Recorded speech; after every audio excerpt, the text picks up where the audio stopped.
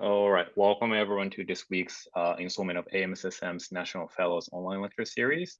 My name is Haruki Ishii, one of the sports medicine physiatrists at NYU. I'll be your moderator for tonight. So this lecture series is sponsored by the AMSSM Fellows Online Education Subcommittee, co-sponsored by the Education Committee and the Fellowship Committee. And before we get into our topic for tonight, I want to remind everyone of next week's lecture on non-traumatic hand and wrist, which will be given by Dr. Eric Latska and moderated by Dr. Laura Goldberg. So the goals of this National Fellow online lecture series is to serve as an adjunct to your individual fellowship program education and to provide sports medicine fellows with direct access to learning from experienced AMSSM members and guest speakers in a variety of formats. Also, this is meant to assist in CAQ exam preparation. Some housekeeping items. So please mute your devices, microphone, and turn off your video. You can submit questions at any time through the chat function, and feel free to introduce your name and program if you wish. At the end of the talk, I, as a moderator, will ask the questions during the Q&A based on the questions submitted. Please also complete the evaluation at the end of the lecture. So we love your feedback. One of our new efforts is to facilitate more input from our audience. And there are a couple ways to do this. So first, web link can be found by going to amssm.org, click the education tab, and then select Fellow Online Lecture Series. The link is near the top of the page as seen in this screenshot. The second way that you can do is by scanning this QR code. It should take you directly to the form to fill out. When filling out the form, we ask that you please keep in mind that the primary goal of this lecture series is to assist in CAQ preparation for fellows. And now I'd like to introduce you to our expert speaker tonight, Dr. Valerie Cothran. So Dr. Cothran is an assistant professor of family and community medicine and primary care sports medicine at the University of Maryland. She received her medical degree from Wake Forest University. She then continued her training as a resident in family medicine at the University of Kentucky Chandler Medical Center. She stayed at the University of Kentucky to complete additional training in a fellowship in sports medicine. Dr. Cothran is certified in family medicine and has a certificate of added qualification in sports medicine. She provides oversight for the University of Maryland family medicine residents during their sports medicine, orthopedic, and procedure rotations. She serves as the fellowship director for the primary care sports medicine fellowship program. She's consultant for a Baltimore City High School athletic health and safety, and has served as a team physician for the University of Maryland Terrapins athletic team since 2007. Dr. Cothran is one of the few physicians that served as the on-site medical care during the COVID-19 pandemic in both the WNBA and NBA G League bubbles. Now, without further ado, please welcome Dr. Cothran. But once again, I thank you for joining me this evening. Again, I am Valerie Cothran. I'll be talking to you this evening about the care of the athlete with diabetes. All right, so once again, I have no disclosures. Objectives, today we'll begin with a brief review of diabetes. We'll discuss the effect of exercise on glucose control. We'll also talk about the effect of having diabetes on exercise and performance. We'll discuss developing an individualized diabetes care plan and goals of management. All right, so once again, I don't consider myself an expert in this topic, but I do consider myself informed and comfortable with managing diabetes in athletes. Much of this information in my talk today will come from the AMSSM position statement. And again, if you have not read it, I do encourage you to do so. All right, so first of all, we'll start off with a few definitions. What is diabetes? Well, let us review. Diabetes mellitus is a disorder of carbohydrate metabolism, which is caused by either a deficiency in insulin secretion, resistance to the action of insulin, or both. As you know, diabetes is further divided into type 1 and type 2. Diabetes can be, type 1 diabetes is an autoimmune disorder that results in the destruction of insulin secreting beta islet cells in the pancreas. It typically starts at an earlier age, which is why it was historically called juvenile diabetes. On the other hand, type 2 diabetes is caused by a resistance to the action of insulin or less effective insulin receptors. This may lead then to inadequate insulin secretion and or inappropriate glucagon secretion. The result after that is excessive glucose within the serum, So type 2 diabetes typically has a later age of onset, and it was historically known as adult onset diabetes. Now, should we be recommending exercise for individuals with diabetes? Well, physical activity and exercise is important for the health of all individuals, just not those with diabetes. It's recommended that adults get at least 150 minutes of moderate intensity or 75 minutes of vigorous intensity aerobic activity per week. And children should get 60 minutes of moderate to vigorous intensity physical activity per day. Physical activity and exercise is important for the health of all individuals. It improves bone health, improves cognition or cognitive function, reduces the risk of some cancers, reduces the risk of anxiety and depression, improves sleep, helps individuals to maintain ideal body weight, improves physical function and quality of life. So we recommend regular aerobic exercise for individuals young and old, and we should be doing so for those with diabetes as well. All right, so when we recommend exercise, we should be aware of how that may affect glucose control. And that will differ from the person with diabetes and non-diabetic individuals. Now, what happens to insulin and glucose during exercise in individuals without diabetes? With exercise, glucose uptake is increased in exercising skeletal muscle. Skeletal muscle becomes very efficient in the uptake of glucose.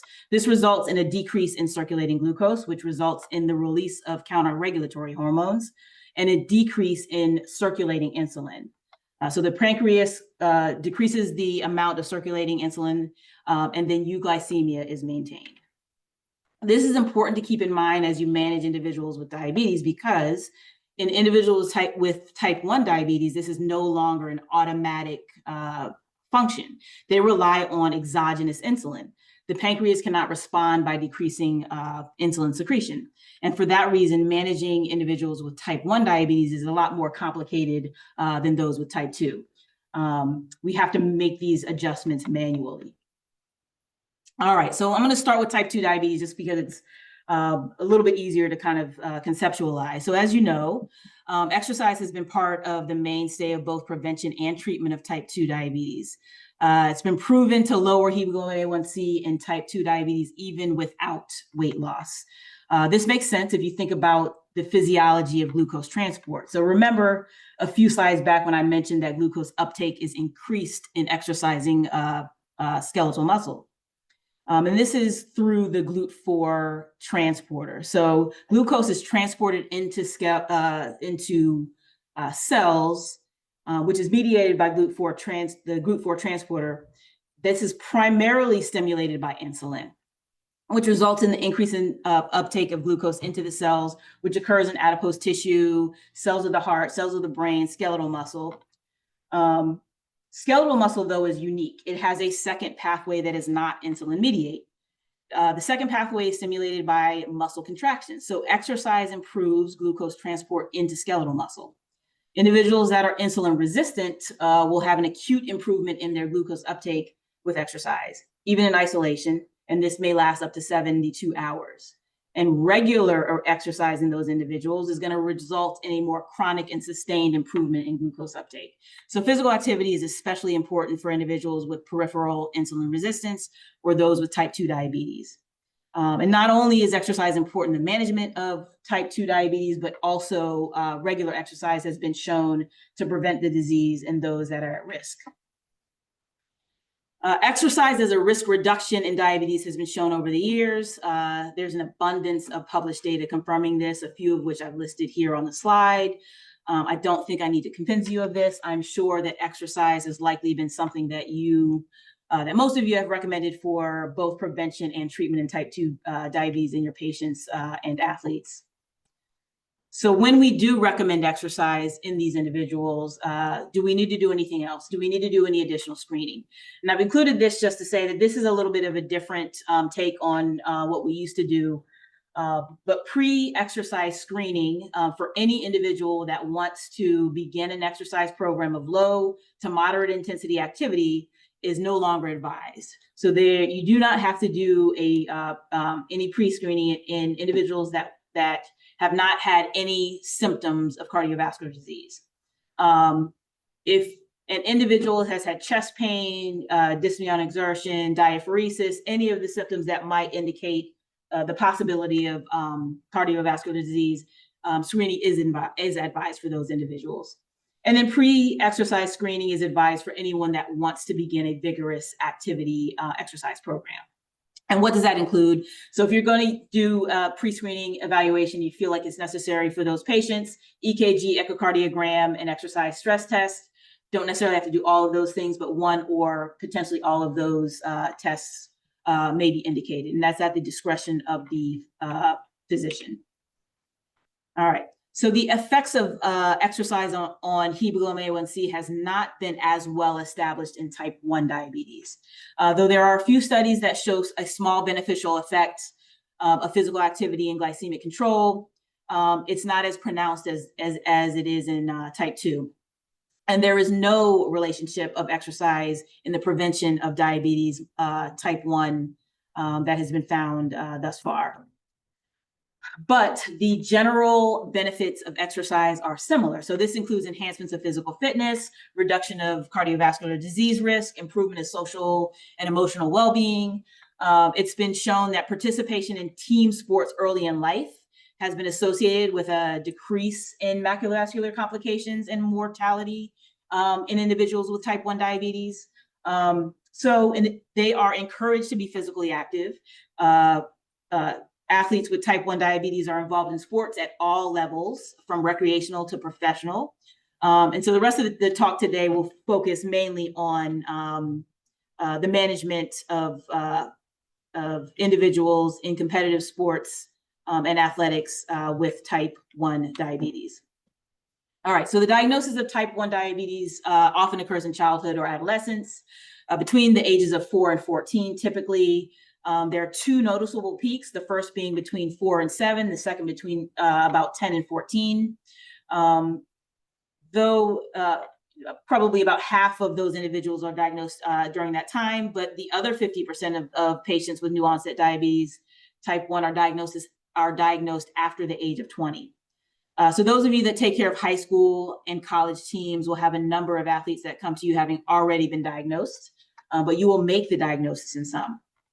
So it's important to know the signs and symptoms of new onset diabetes, as well as have a grasp of the diagnostic criteria. It's essential to include diabetes in your differential for athletes that come in with any one of those signs or symptoms. Remember, the signs and symptoms of new onset diabetes are simply the signs and symptoms of hyperglycemia. They include the 3 Ps of diabetes: polydipsia, polyuria, and polyphagia, or increased thirst, frequency of urination, and extreme hunger. Additionally, unintended weight loss, fatigue, irritability, and blurred vision. One thing to remember is that an athlete might not perceive increased hunger, thirst, or weight loss as unusual, especially when they're moving up to a more competitive team. So going from high school to college to the professional leagues, or during preseason and or after an injury, especially after a period of inactivity. So it's important to ask very pointed questions to these individuals, because many of that information may be unintentionally omitted by the athlete. On the right side of the screen are the diagnostic criteria. They're no different than those for diabetes type 2, fasting blood glucose greater than or equal to 126, oral glucose tolerance test or random blood glucose greater than or equal to 200, or a hemoglobin A1C of 6.5 or higher. C-peptide and insulin autoantibodies may also be used to distinguish between type 1 and type 2 diabetes in certain cases where there may be some confusion or overlap.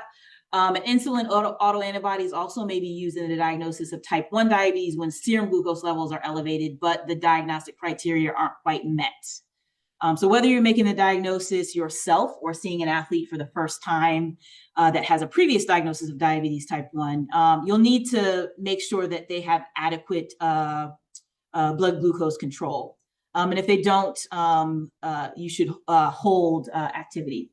So part of your PPE should include a review of the most recent hemoglobin A1C.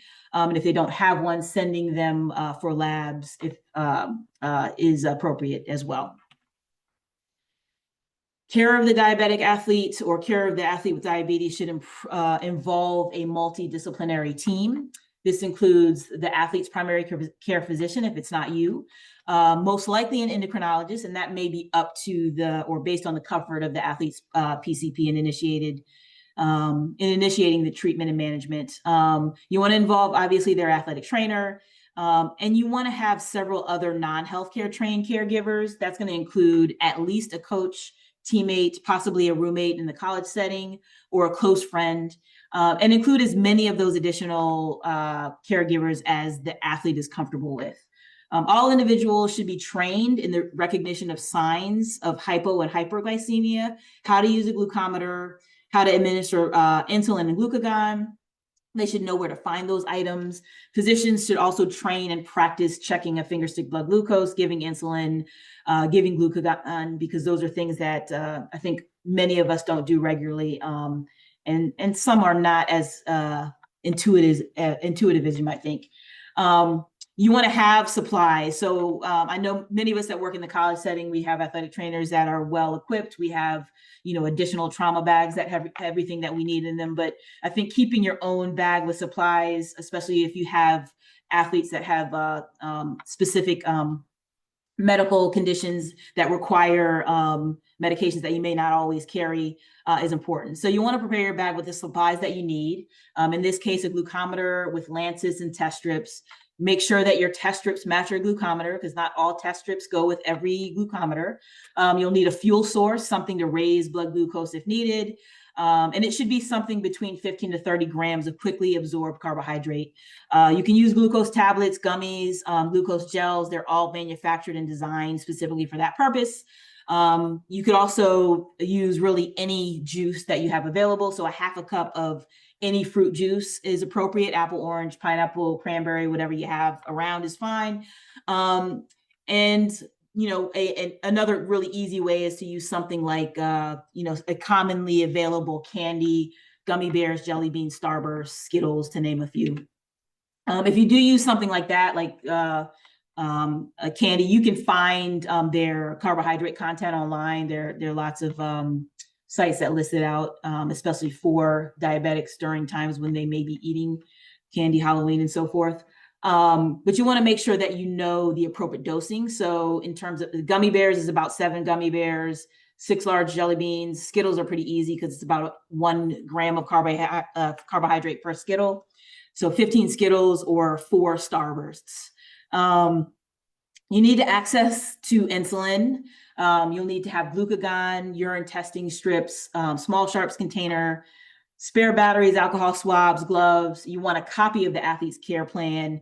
And once you've got all your supplies, the hope is that you will not have to use them, but you will have them available just in case. So you want to make sure to remember to check your bag on a routine basis for any expired supplies, and make sure all your equipment is in working order.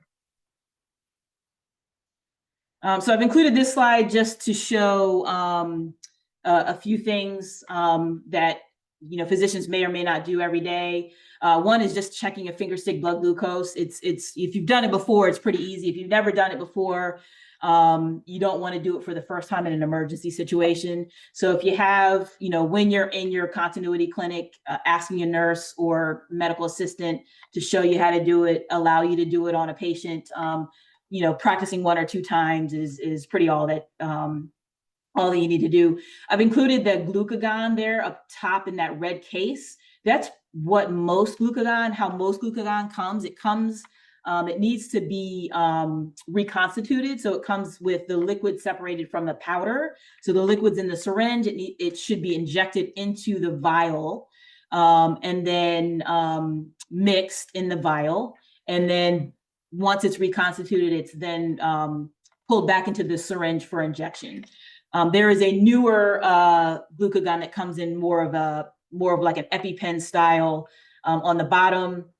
And it's a little bit easier to use, but I just wanted to include this so you could get an idea of what that looks like. If you've never seen it before, if you don't have a diabetic athlete that you're caring for, you may not have glucagon available. It's probably in your crash carts in your offices. But take a look at that and just see what you have available so you know how to use it.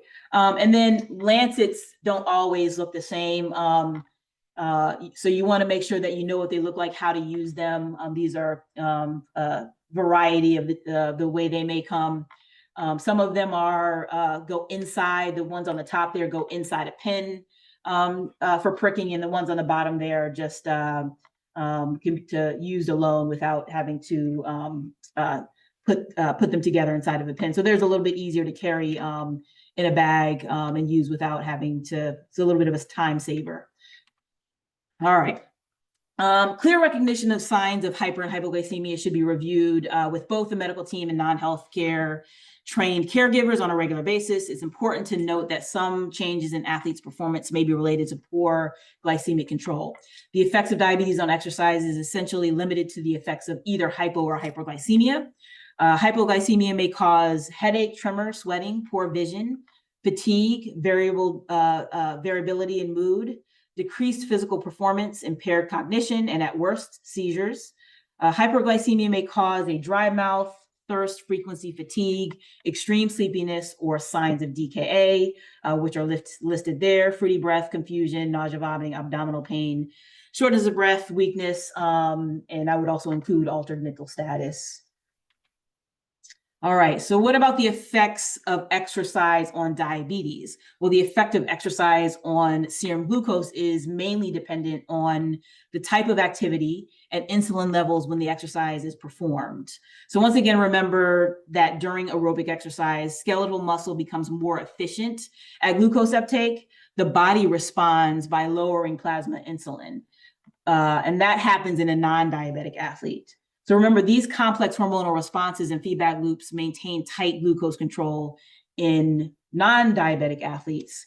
In type 1 diabetes, those athletes rely on exogenous insulin. So if insulin dosing is not adjusted before aerobic exercise, so in other words, there's no reduction in circulating insulin, the result will be a decrease in serum glucose or hypoglycemia.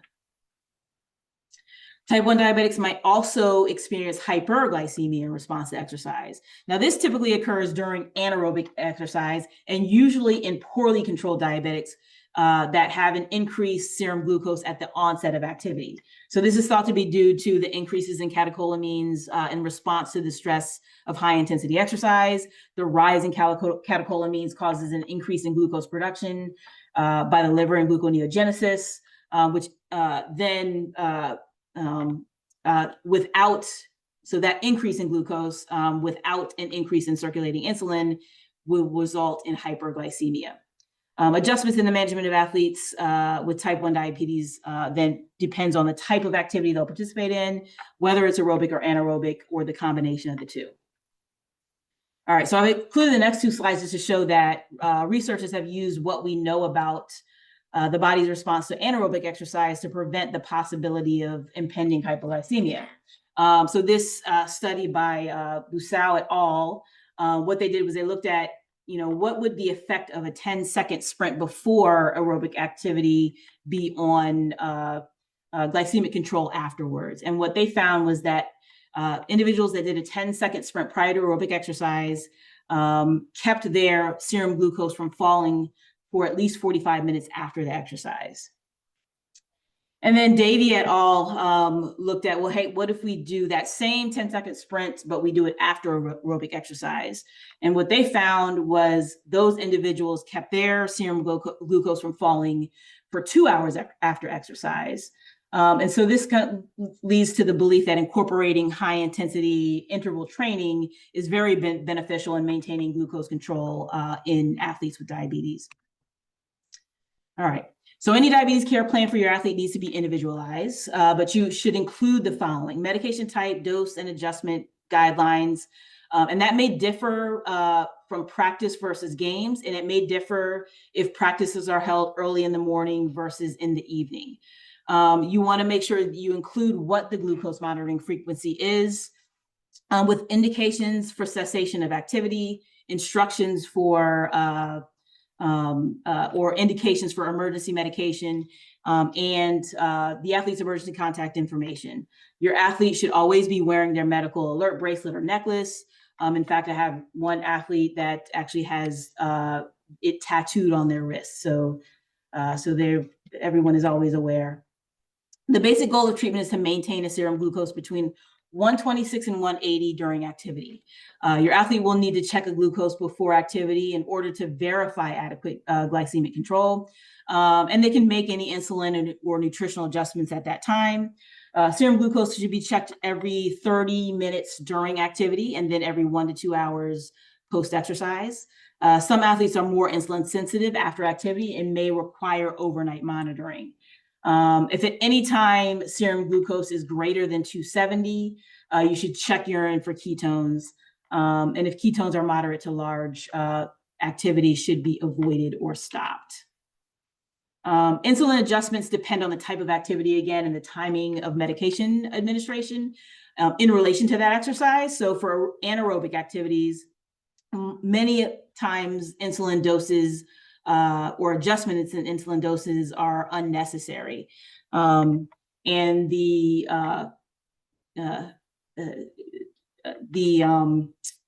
unless the athlete is hyperglycemic at the onset of the exercise. So if they're euglycemic, if they're in that range between 126 and 180, they may not need any insulin dose adjustments at all.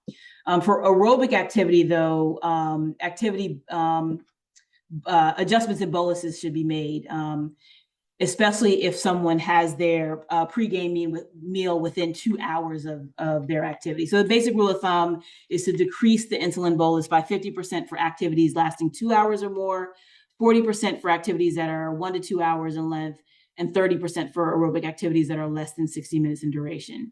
Boluses should not be given if an activity is going to start within 30 minutes. And that's also a reason that timing of practices and games, if those things are changed without short notice, can be detrimental to athletes with diabetes. For those athletes that are using insulin pumps or patches, the basal insulin rate should be decreased by 50% an hour before and during the activity. You can consider removing insulin pumps for contact sports or any activity that might damage the pump, and you can use sliding scale insulin in those cases. Overnight basal insulin may need to be lowered for those athletes with increased post-exercise insulin sensitivity. And you want to consider, again, overnight monitoring. If they have a continuous glucose monitor, you need to make sure that that monitor will wake them up. And if for some reason, if they know that it doesn't wake them up, then they need to set an alarm, usually for 2 a.m. or 1, 2, 3 a.m. To check serum glucose. This is a particular concern for activities that happen in the evening. Nutritional adjustments also depend on the type of activity and duration. So this table on the right shows general recommendations for carbohydrate intake based on activity. Athletes should ensure adequate carbohydrate stores prior to exercise. Their pre-event meal should consist of an additional 15 to 30 grams of carbohydrate. Carbohydrate intake during aerobic activity that lasts longer than an hour should be adequate to maintain their serum glucose in that optimal range. Your athlete should consume about a half to 1 gram of carbohydrate per minute of exercise, up to 15 grams every 15 minutes with fluid. We want them to consume fluid about every 15 minutes as well to maintain hydration. The first recovery snack should be eaten within an hour of activity and should consist of about 1.5 grams of carbohydrate per kilogram. Snacking should continue every hour for up to 4 hours post-exercise. Consider a bolus reduction at that first post-exercise meal as well. All right, so I do want to point out that these recommendations may not be a fit for every diabetic athlete. They're general starting points. Often several adjustments need to be made in order to create an individualized plan for your athlete. It may take a little trial and error. This is a basic algorithm. Glucose monitoring for exercise should begin at least an hour prior to activity. That gives time for adjustments if needed. Again, our target serum glucose is going to be between 126 and 180. If we need to make adjustments, starting at least an hour prior gives us time to do so. So if your athlete checks his or her blood sugar and it is less than 90, they should consume a carbohydrate snack and then recheck their serum glucose. This is the 15-15 rule. So essentially, if they're hypoglycemic, 15 grams of carbohydrate and then recheck in 15 minutes. If it's between 90 and 125, they should still consume a snack, but they can start activity as planned. And then if it's in that ideal range, that optimal range, 126 to 180, they may begin activity as planned, and they don't need a snack. If they want to, they can have a snack. But if they don't want a snack in that range, they don't need to take a snack. It's not necessary. If it's 181 to 270, a pre-exercise snack should be avoided. Activity can still start as planned, but for any blood serum glucose greater than 270, urine ketones or urine should be checked for ketones. This is where some of this is a little bit different from when I initially trained. So any ketones in the urine in the past has been an indication to stop activity. The recommendation now is if they're minimally elevated, so 0.6 millimoles per liter, they can still continue mild to moderate exercise. So that would be, a practice, likely not a game or competition. If ketones are modestly elevated, up to 1.4 millimoles per liter, exercise would be restricted to very light intensity and the duration should be less than 30 minutes. And then anything above that, the activity should be stopped and glucose management should be started. So you should activate part of your emergency action plan and likely give insulin. During activity, serum glucose should be checked about every 30 to 60 minutes. If it's less than 90, a carbohydrate snack should be consumed and the frequency of monitoring should increase to every 15 to 30 minutes. If you don't get an increase with a snack, you should consider terminating activity. If it's between 90 and 249, activity should continue. They should also continue to consume snacks every 15 minutes. And that's to prevent hypoglycemia. Again, this is during aerobic activity. Anything above 150, you're going to hold any additional carbohydrate, and you're going to increase your frequency of monitoring. And if any time their serum glucose is above 300, your activity should be terminated. All right, so there's a few special considerations to keep in mind when caring for diabetic athletes. High-level athletics requires frequent travel, which can pose a problem for the unprepared athlete. Diabetic athletes should always carry prepackaged meals and snacks, all of their necessary medications, diabetic testing supplies, obviously any emergency medications. It may be necessary to present a prescription or a letter from a physician in order to travel with those medical supplies.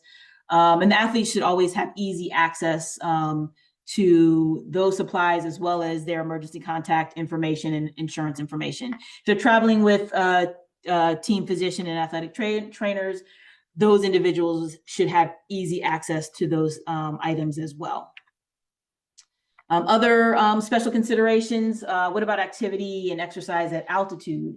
So many teams will travel to altitude. Glucose regulation is affected by altitude exposure in both athletes with diabetes and athletes without. It does cause a change in counterregulatory hormone secretion, which would cause hyperglycemia. There is something called high altitude induced anorexia, which changes obviously glucose levels and the amount of insulin required. There is an increased energy expenditure in individuals when traveling to altitude. And so serum glucose needs to be monitored a little more frequently. Many glucose monitors don't work as well at altitude or in severe cold. So like this in this individual in the picture that's trekking at altitude, likely in an environment that's cold as well.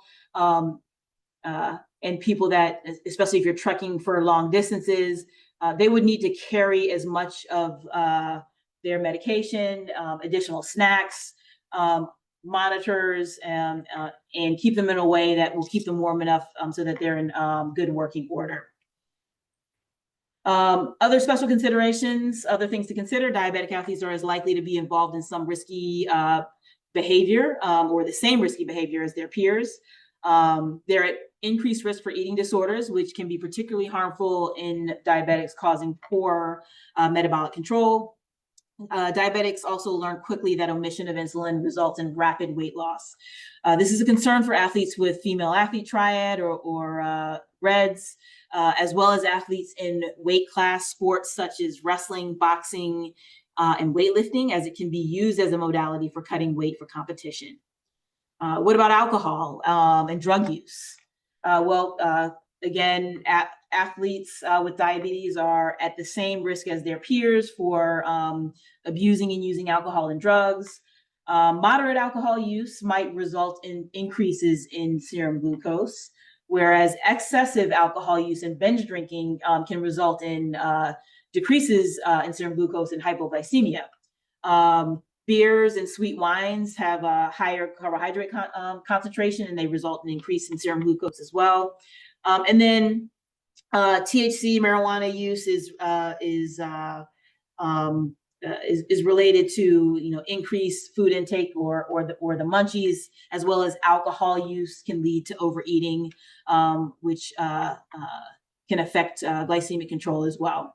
So things to keep in mind: does this mean that our diabetic athletes can't have a drink of wine or beer or an alcoholic drink with friends? They can do so, but they need to do so in a very responsible manner. What about practice and competition time? Well, practice times are important. So one thing to think about is that morning practice, the body itself, there's more circulating counter-regulatory hormones. Remember, they are inducing gluconeogenesis. Cortisol is increased as well, so that increases the amount of circulating glucose in the body, and the body is less insulin sensitive in the morning. So athletes that were very well controlled when practicing at afternoon practices, if they have sudden changes and have to start doing that same activity in the morning, they may have a lot of trouble regulating their serum glucose. And then evening, what about evening practices? Well, there's less insulin required to maintain euglycemia in the evening, but evening practices, especially late competition, in any individual that has had a history of late onset hypoglycemia, that increases their risk. So hypoglycemia is a higher risk when practicing in the evening. And when going back and forth, that makes things a little tougher to manage. And so the athletes should be aware that they may have issues managing their serum glucose when changing from morning to evening practices, and should be taught how to make those adjustments as well. All right, what about competitions and championships and rivalries? Well, there's stress that's associated with competition. So there are some people that do fine during practice, but they have some anxiety and stress that's related to competition day. So again, stress is going to induce those catecholamines, increase gluconeogenesis, increase serum glucose. So blood sugar may be a little bit harder to control. They may just need a little bit more insulin. And other specific games, important rivalries, championship competitions, all of those things may be stress or anxiety inducing. So things to think about and make sure that you're keeping those in mind, that your athlete understands that that's a time to consider that they may have some trouble in managing their serum glucose. All right. All right, so take home points. There's no one size fits all plan for the care of the athlete with diabetes. All diabetes care plans must be individualized, and this may take some time, some trial and error. Athletes should not start vigorous activity until there's adequate glucose control. Their hemoglobin A1C should be less than 9. Serum glucose should be monitored before, during, and after exercises. Insulin administration and carbohydrate supplementation is based on those values. As we mentioned before, activity should be avoided in any athlete with a finger stick blood glucose greater than 270 and urine ketones, or a finger stick blood glucose greater than 300, regardless of the presence of ketones. And then medical staff and other caregivers should review and practice their emergency action plan on a regular basis. All right, so I've got a couple review questions here. So I'll just read this off and you can just kind of think to yourself what you think the answer might be. This is a 16-year-old girl with type 1 diabetes that's decided to train for a 100-mile fundraising bike ride with her father. She currently uses an insulin pump and has a hemoglobin A1C of 7.6. The girl and her father are planning 1 to 3 hour long, moderately difficult training rides. You discuss the importance of hydration and regular fueling with carbohydrate snacks during the rides, and review that exact adjustment to her insulin will be an individualized process. Of the following, what is the best recommendation to give this athlete about adjusting her insulin?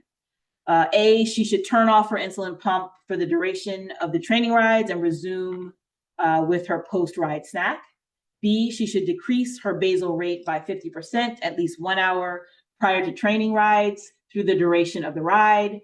C, she should increase her bolus rate by 25% at the start of the training rides throughout the end of the ride. And D, no adjustment to insulin is likely needed. All right, so I don't see the poll results, but oh, here we go. B, yep, so you are correct. She should, there we go. She should decrease her basal rate by 50% at least an hour before training rides through the duration of her ride. All right, got another one here for you. All right, 45-year-old overweight male with type 2 diabetes presents to your office stating that he would like to start getting back in shape. He has not exercised regularly in approximately 10 years. He would like your advice on the best way to start incorporating exercise into his life. He denies any chest pain or dyspnea on exertion. His hemoglobin A1C is 6.5. He denies a history of hypertension. What are your recommendations for this patient? A is we'll start gradually increasing to 150 minutes per week of moderate intensity exercise with no additional testing indicated at this time. B, start 75 minutes of moderate intensity exercise per week following a negative stress test. C, start gradually increasing to 150 minutes per week of moderate intensity exercise following a negative stress test. Or D, starts 75 minutes per week of moderate intensity exercise with no additional testing indicated at this time. So yes, A, so no pre-screening is necessary in an individual without any signs or symptoms of cardiovascular disease. And that is a change from the past. And I will say, there are a few of the older review books that might have the older information.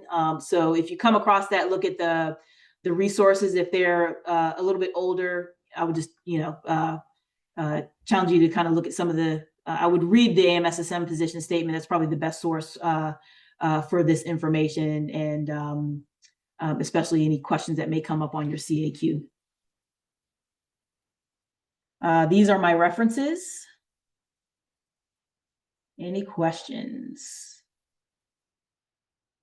Thank you, Dr. Cothran. That was amazing. I know you have a lot of information to cover, and then you did it even with the technical difficulty, so that was great.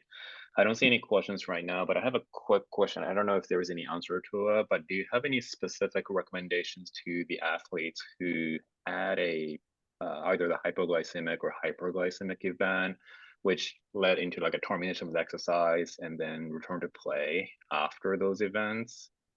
Sure. Yeah. So a couple things. So one, one thing you want to look at is you want to make sure that you know why that episode occurred. So we'll start with hypoglycemia. So any hypoglycemic episode that requires help from someone else. So someone's a little bit low, they take a snack, their numbers go up. We're not as concerned with that. That happens from time to time. But someone that either could not get their serum glucose up, or required glucagon, or the help from someone else, glucagon injected by someone else, they were found down. That individual, if we know why, so if there's a reason why that we can identify, they can return to play as long as we eliminate that reason. And you want to hold them at least 24 hours. So anyone that has had a hypoglycemic episode is going to be at risk for another hypoglycemic episode that's going to happen typically within the first 24 hours. And then after that, you want to make sure they have that you are, when they're exercising, they have, most of our diabetics obviously are going to have someone else around, but you'll kind of grade them back. But you really don't have to hold them out from all activity for longer than about 24 hours or, a day. For DKA, same thing. If we know the reason, if it's a modifiable reason for DKA, once their serum glucose is back under control, then we can start a graded return to play with them. If we have not identified why that's happened, then we need to do some research and figure that out. Most of the time, it's I've had an athlete recently that had a pump malfunction that she wasn't aware of, so was not getting the insulin that she should have been getting. So if we can identify something like that, then as soon as we get those serum glucose, those numbers under control, then we can start our graded return to play with them. Usually if they end up in the ICU, for several days you're typically going to hold them out for at least a week and then do a graded return to play the following week. There's not a standard for that though. This is just kind of my expert opinion, I guess, or informed opinion. I won't call it an expert opinion. Great, thank you so much. I don't see any questions, and I know we're past 9:30. So thank you again, Dr. Cothran, for the great lecture, and thank you everyone for joining us, and hope to see you guys next week. Perfect. Thanks for having me.